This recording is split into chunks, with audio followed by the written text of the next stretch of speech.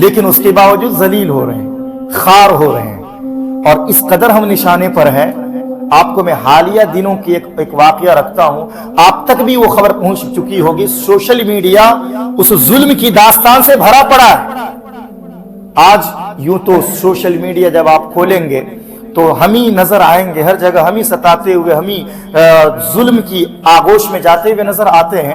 ابھی دیکھیں مدھوبنی بہار میں کیا ہوا، ایک عالم دین، ایک مولانا صاحب، ایک عالم دین مولانا فیروز صاحب، ان پر پولیس کی شکل میں گنڈے، جی میں گنڈا کہتا ہوں ان کو دہشت گرد کہتا ہوں، کیونکہ انصاف کے رکھوالے جب انصاف کا قتل کرتے ہیں تو انہیں قانون داں نہیں یا منصف نہیں کہتے، بلکہ انہیں دہشت گرد اور گنڈا کہا جاتا ہے۔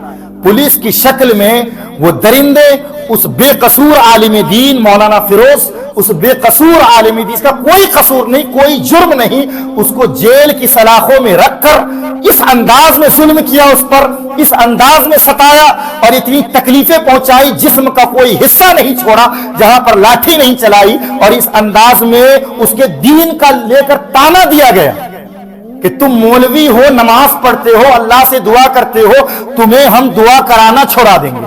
اللہ اکبر۔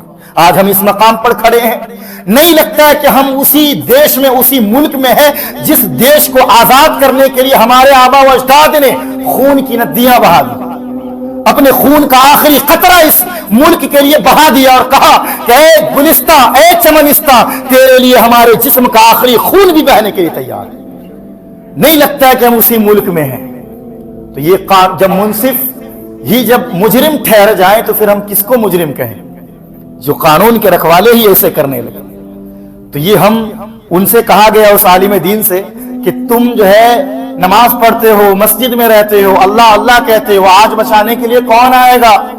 آج تمہیں بچانے کے لیے کون ہے یہاں پر؟ ظلم کی داستان اس کے لیے لکھی گئی، اور آج پورا بہار اس ظلم کی داستان کو محسوس کر رہا ہے، اور بحیثیت مومن مسلمان جو جہاں تک اس کی خبر پہنچ رہی ہے وہ اپنے دل میں ان کے درد کو محسوس کر رہا ہے۔ لیکن میں آپ سے یہ پوچھنا چاہتا ہوں کہ اتنا ظلم ہم پر کیوں، اتنی ذلت و خواری ہم پر کیوں؟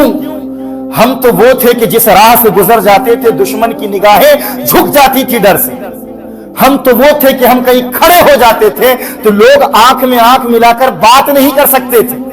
ہماری تاریخ تو یہ ہے کہ جس مقام سے گزرتے تھے کامیابی ہمارے قدموں کو چوم لیتی تھی اور یہ کہتی تھی کہ بڑھو آگے، کامیابی تمہارے ساتھ ہے، بڑھو آگے، کامرانی تمہارے ساتھ ہے۔ تو آج اتنی ذلت کیوں بھائی؟ آج کیوں اتنے ذلیل ہو رہے ہیں؟ وجہ کچھ اور ہے جسے تو خود سمجھتا ہے۔ زوال بندے مومن کا بے زری سے نہیں ہے، یعنی مال و متاع کی کمی یہ ہماری ذلت کی وجہ اور اس کا سبب نہیں ہے، بلکہ اصل کمی یہ ہے کہ ہم نے دین سے بہت دوری اختیار کر لی۔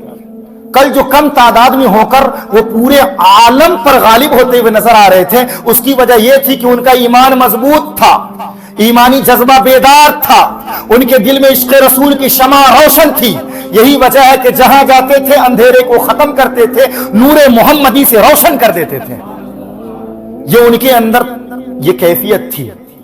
اسی لیے میرے مصطفیٰ کریم صلی اللہ تعالی علیہ وسلم نے شروع میں آپ نے یہ فرما دیا، لا یؤمن احدکم حتی اکون احب الیہ من والدہ وولدہ والناس اجمعین، کہ تم میں سے کوئی اس وقت تک مومن ہو ہی نہیں سکتا ہے جب تک کہ میں محمد اس کے نزدیک باپ سے زیادہ، ماں سے زیادہ، اولاد سے زیادہ، تمام چیزوں سے زیادہ، تمام لوگوں سے زیادہ میں عزیز اور محبوب نہ ہو جاؤں۔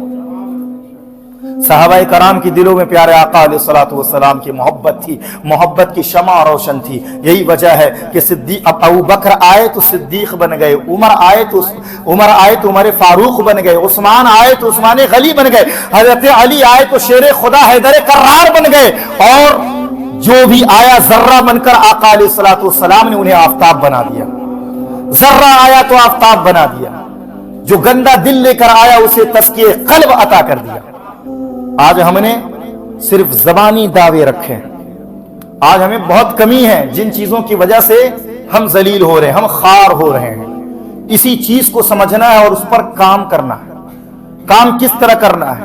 سب سے پہلے اپنا جذبہ اپنے دل میں یہ محسوس کرے، جائزہ لیں کہ کیا واقعی ہم اپنے نبی سے سب سے زیادہ محبت کرنے والے ہیں؟ کیا ہمارے دل میں واقعی آقا علیہ الصلوۃ والسلام کی محبت سب سے زیادہ